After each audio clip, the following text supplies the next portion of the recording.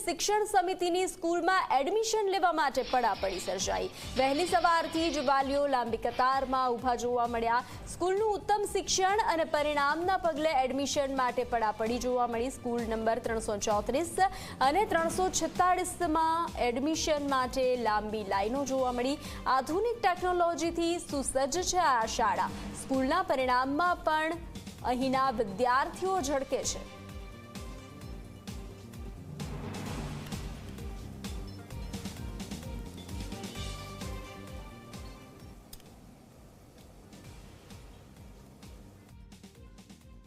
અત્યાર સુધી ખાનગી સ્કૂલોમાં એડમિશન લેવા માટે વાલીઓની પડાપડી આપે જોઈ હશે, પરંતુ સુરતની નગર પ્રાથમિક શિક્ષણ સમિતિની એક સ્કૂલ એવી છે જ્યાં એડમિશન લેવા માટે વાલીઓ દ્વારા પડાપડી કરવામાં આવી રહી છે।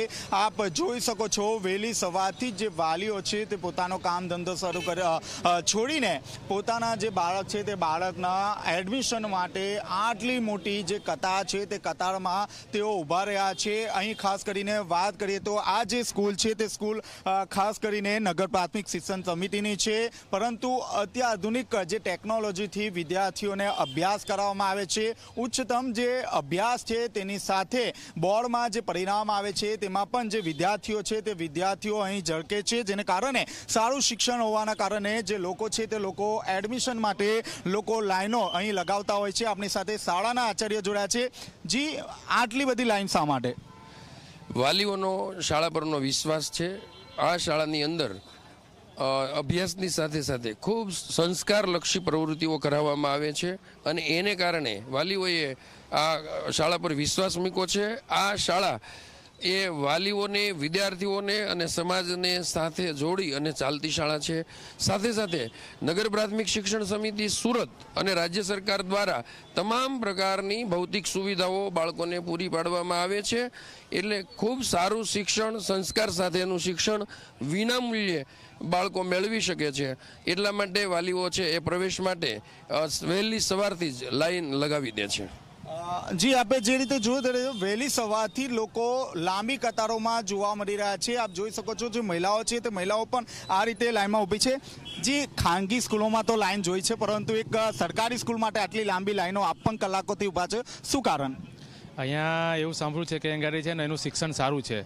બાકી શિક્ષણ બધે ચોપડી એક સરખી જ આવે, પણ એનું જે ભણાવે છે સાહેબો તે વ્યવસ્થિત છે। એટલે અમારા છોકરાને બી ગયા વર્ષે જ આવું હતું, પણ હવે ગયા વર્ષે નહીં મેર પડ્યો, એટલે કે પપ્પા મને હવે આવતા વર્ષે ત્યાં જ મૂકજો, ગમે તે થઈ જાય। જી, બાળકની આજીજી છે, ખાસ કરીને ખાનગી સ્કૂલને ટક્કર આપે તેવી આ સ્કૂલ છે। મહિલા પણ જોડાય છે।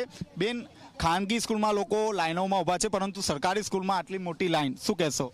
અહીંયા ખૂબ જ સારું સંચાલન કરે છે પ્રિન્સિપાલ, બાળકોને પૌષ્ટિક નાસ્તો આપે, શિક્ષણ પણ બહુ જ સારું છે। અહીંયા A1 A2 કેટલા વિદ્યાર્થીઓ આવેલા છે, શિક્ષણ બહુ જ સારું છે। એટલે અમે ગયા વર્ષે પ્રયાસ કર્યો તો આ વર્ષે પ્રયાસ, હજી નહીં મળે તો આવતા વર્ષે પ્રયાસ કરશું। જી, આપણે જે રીતે જોયું તે રીતે પ્રયાસ પર પ્રયાસ ચાલુ છે। આપ પણ લાંબી કતારોમાં ઊભા છો, શું કહેશો? કતારમાં કહેવા માટે તો એટલા જ કે પ્રાઇવેટ શાળા કરતાં શિક્ષણ સારું છે। આ વિસ્તારમાં સારામાં સારું જો શિક્ષણ કોઈ સરકારી શાળા આપતી હોય તો એ મહારાણા કૃષ્ણકુમારજીની છે। એટલા માટે અમે વહેલાસર અહીંયા લાઈનમાં ઊભા રહ્યા છે। જી, આપ જોઈ રહ્યા છો લાંબી કતારોમાં ઊભા છે। ખાનગી શાળામાં નથી લાઈન લાગતી, એટલી આ શાળામાં લાઈન લાગે છે। આપ પણ આપના બાળકનું એડમિશન કરાવવા આવ્યા છો, શું કારણ? આ સમયની ડિમાન્ડ જ આ છે સ્કૂલની, ને જે કહેવાનું છે એ લાયન કહી દેશે। વાહ, સમયની ડિમાન્ડ છે અને સ્કૂલ કહી દેશે। આપ જોઈ શકો છો, નાના બાળક સાથે તમામ જે લોકો છે તે આ રીતે લાંબી કતારમાં ઊભા છે। હું કેમેરામેનને કહીશ કે જે દૂર દૂર સુધીના જે દ્રશ્ય છે તે દ્રશ્યો બતાવવાનો પ્રયાસ કરે। ધોરણ 1થી જે પ્રવેશ છે તે પ્રવેશ પ્રક્રિયા આજથી શરૂ થશે, પરંતુ જે લોકો છે તે લોકોની લાંબી જે કતારો છે તે કતારો અહીં જોવા મળી રહી છે। લોકોનો અનેરો ઉત્સાહ જોવા મળી રહ્યો છે।